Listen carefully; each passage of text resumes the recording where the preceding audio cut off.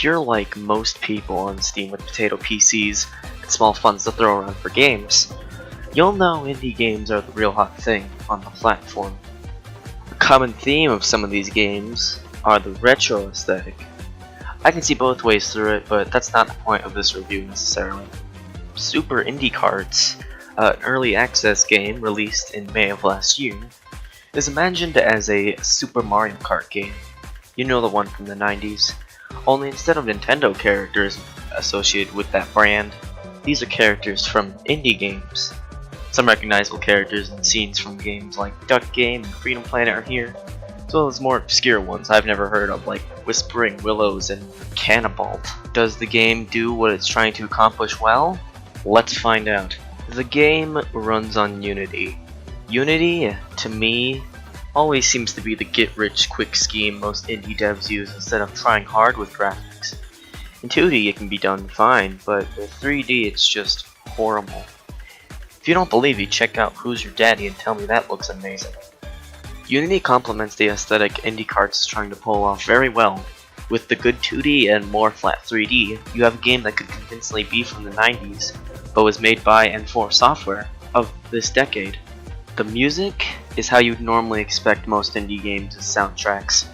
While I don't know if these are original tracks for the game, I can tell you they're fantastic. If I didn't only listen to just lyrical music all the time and have been used to it for a while, most of this original soundtrack, or soundtrack at least, would be in my music playlist when I use for playing games with boring soundtracks. The controls are what you'd expect a racing game to have. I use an Xbox One controller for this, as that's what really complements a racing game, a controller. You basically have the controls of Super Mario Kart, with there being drifting, before start boosts, all that. A Mario Kart clone this isn't though. In the Grand Prix mode, you have 3 objectives in every race of every cup that add to a ranking. Getting a certain amount of crystals in the track that are scattered around, getting the boost mushroom that basically acts as a power star in Mario, and getting in first place. While it isn't the completionist nightmare, it certainly adds to the overall length of the game. Now for my only gripe with the game, the courses. They are really small like Mario Kart is. With how fast your character can go drifting and driving, and how unique some courses try to be, there's no way you won't screw up. Crosscodes Track and Runbow Road are both courses you will easily fail with if you haven't practiced. Crosscodes Track has no walls, so that's pretty easy why to think that it's hard. It's mostly due to the fact that you fall in the water all the time. Runbow pulls a Mario 3D land, and changes the color every time you will fall through every few seconds.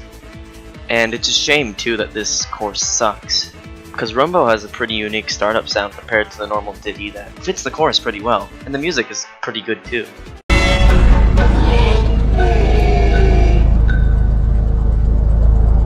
From what I've heard from the developer though, he said, I will be adding a couple longer tracks too.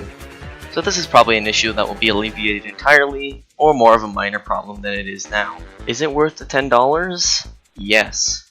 It's way cheaper than Super Mario Kart, and has more support and content from the official developers being in early access.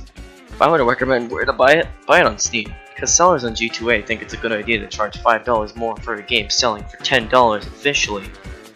If you're looking for a racing game on Steam that has cartoonish characters, local battle multiplayer, time trials, and much more, you found it. It's different from most racing games on Steam that are more simulation oriented, and gives a breath of fresh air in the retro racing genre, instead of retro platformers that get saturated on platform like Shovel Knight, Super Meat Boy, etc.